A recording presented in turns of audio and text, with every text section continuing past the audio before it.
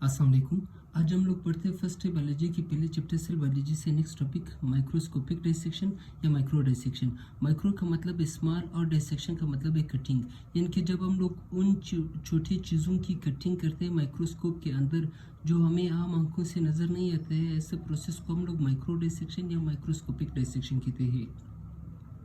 अभी सेल का साइज़ बहुत छोटा ही है, हमें आम आंखों से नज़र नहीं आता है, और इसी तरह सेल के ऑर्गेनेलिस का साइज़ उससे भी छोटा है, वो भी तो हमें आम आंखों से नज़र नहीं आती है।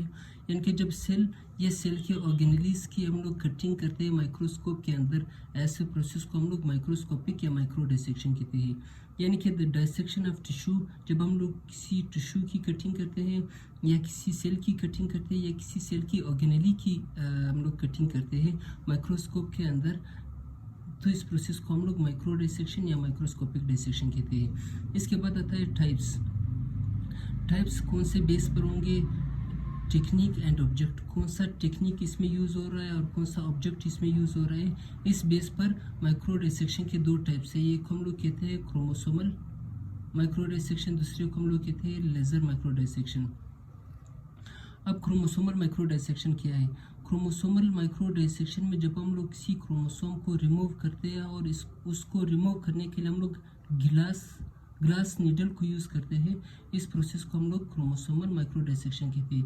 यानी कि use of glass needle to remove the chromosome is called the chromosomal micro dissection. ये एक प्रोसेस, ये एक टाइप हो गया। और दूसरा टाइप लेज़र माइक्रो डाइसेक्शन, यानी कि वो माइक्रो डाइसेक्शन जिसमें हम लोग लेज़र को यूज़ करते हैं एक ख़ास सिलेक्टेड सेल को रिमूव करने के लिए, ऐसे प्रोसेस को हम लोग लेज़र माइक्रो डाइसेक्शन कहते हैं। यानी कि use of laser through microscope to dissect मतलब काटना या कटिंग करना सेलेक्ट सेल, यानी कि जब हम लोग लेज़र को यूज़ करके माइक्रोस्कोप के अंदर उस सेलेक्टेड सेल को काटते हैं, ऐसे प्रोसेस को हम लोग लेज़र माइक्रो डाइसेक्शन कहते हैं। इसके बाद आता है माइक्रोस्कोपिक या माइक्रो डाइसेक्शन की एप्लीकेशन। इसको कहाँ कहाँ पर यूज़ करते हैं? इसकी बड़े ज़बरदस्त यूज़ है। इसकी यूज़ हम लोग तब करते हैं जब हम लोगों के ब्रेन में कोई सेल आ जाता है, जो इब नॉर्मल सेल आ जाता है, या हमारे हार्ट में इब नॉर्मल सेल आता है, या हमारी नर्व सेल में हम लोग इब नॉर्मल सेल आता है, तो उसको रिमूव करने के लिए माइक्रोस्कोपिक डाइसेक्शन या माइक्रो डाइसेक्शन को यूज़ करते हैं। It is done to remove the tumour, ये तब हम लोग यूज़ करते हैं जब हम लोग किसी ट्यूमर को यानी कि किसी दाने को रिमूव करते हैं, और ग्रेन्यूल या किसी ग्रेन्यूल को रिमूव करते हैं फ्रॉम द टिश्यू और सेल। जब हम लोग किसी टिश्यू या सेल से किसी दाने या किसी ग्रेन्यूल को रिमूव करते हैं, ये तब हम लोग यूज़ करते हैं।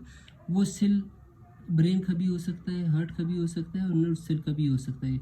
और इसकी एक और एप्लीकेशन, इसको बायोलॉजिकल रिसर्च, जब हम लोग बायोलॉजिकल रिसर्च बायोलॉजी के हवाले से कोई रिसर्च कर रहे होते हैं, ये हम लोग तब यूज़ करते हैं। इसके बाद आता है इसका प्रोसीजर कि इसका तरीक़ाकार कौन सा होता है। तरीक़ाकार इसका इस तरह से होता है कि ये जो माइक्रोस्कोप है वो हम लोग कनेक्ट कर लेते हैं या उसको अटैच कर लेते हैं एक बड़े स्क्रीन के साथ। तो जो माइक्रो डाइसेक्शन उस माइक्रोस्कोप के अंदर हो रहा होता है, तो वो सारा प्रोसेस हमें वो बड़े स्क्रीन पर दिखाई देगा।